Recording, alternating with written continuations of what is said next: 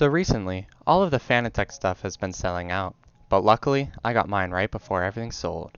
I bought the Xbox One competition pack, which came with the CSL Elite P1 steering wheel, the CSW V2.5 wheelbase, and the CSL Elite non-loadcell pedals. In this video, we will be just talking about the wheelbase itself. This wheelbase has been out for quite a few years now, so it's gotten quite a bit of publicity already. I just wanted to share my thoughts on it after upgrading from a Logitech G920 racing wheel. Without any further ado, let's get right into the review. First, let's go over some specs. The CSW V2.5 boasts a brushless motor, belt-driven system with a peak output of 8 Nm of torque. For comparison, the G920 has 2 Nm of torque, Thrustmaster T300 coming in at 4 Nm, Thrustmaster TSPC/TSXW, and the CSL Elite coming in at 6 Nm of torque. From my research, this is the strongest commercially bought belt-driven wheel on the market, and if you're like me, the stronger the better. The build quality of the Clubsport wheel V2.5 is just unparalleled. The entire body is made from anodized CNC machined aluminum, with the exception of the back having a rubbery feeling plastic. The quick release knob on the front is made out of aluminum as well. One of the most defining features of the CSW V2.5 is the window that is on top of the wheelbase, allowing bystanders to view the inner workings of the wheel, mainly the belt-driven mechanism.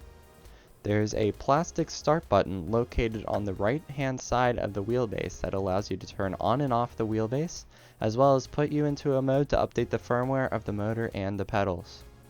There are screws that are all across the front of the wheelbase that can be adjusted. However, you don't want to do this, as it will adjust the tensions of the belts in the wheelbase, and it will screw up your force feedback system.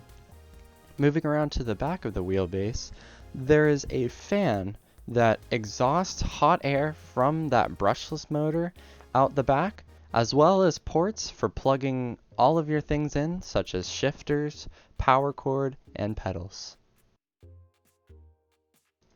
Setup of the wheel is very straightforward. You download the Fanatec software from their website, plug in the wheelbase to the computer via USB, turn on the wheel, click the wheelbase in the menu, and update both the wheelbase and the motor firmware. There are 3 mounting screws located on the bottom of the unit, and Fanatec includes a mounting reference sheet for drilling holes into rigs. And now for the moment you've all been waiting for. How is this thing to drive? And in short, quite incredibly. The force feedback is so much more detailed than that of the Logitech G920. Due to the belts having barely any noticeable cogging, the tiny bumps and the rumbles of the road are extremely detailed and come through very nicely through the wheel. The force feedback is delivered extremely quickly with no delay between what you are seeing on screen and what you are feeling through the wheel. On top of this, the motor in here is extremely fast, making it so much easier than a Logitech to catch slides. Drifting is also much easier with this wheel due to you being able to actually let go of the wheel and have the car catch itself like in real life. There is barely any resistance with the wheel, making it extremely smooth to turn. With the drift setting set to -2 and the damper set to 70, it really feels just like a powered steering car. With the drift setting set to -5 and damper set to 100, it feels like you are turning giant tires at the front of the car with no powered steering. That is the beauty of this wheel. It is extremely customizable.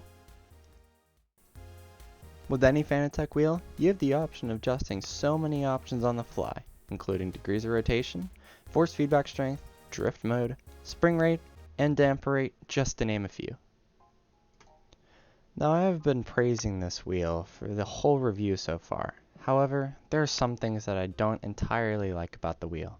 Due to the strength of the motor and the tiny little bit of cogging in the belt, when going over rumble strips, the base makes quite a loud racket, especially when suddenly hitting something. Take a listen to this.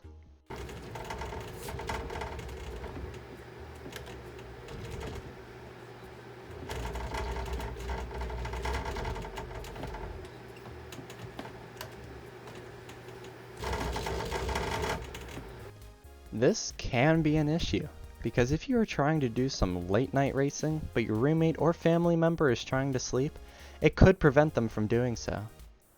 The fans are relatively quiet when doing circuit racing due to the straights allowing the motor to idle and cool down. However, when you are oval racing, there are very little brakes for the motor to cool, making the fans quite noisy. Take a listen to the fans during circuit racing, then for oval racing respectively.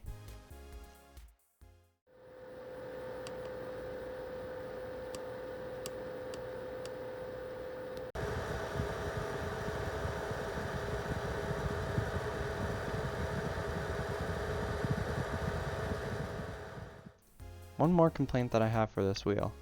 Upgrading from the force feedback of a G920, this was miles stronger than that.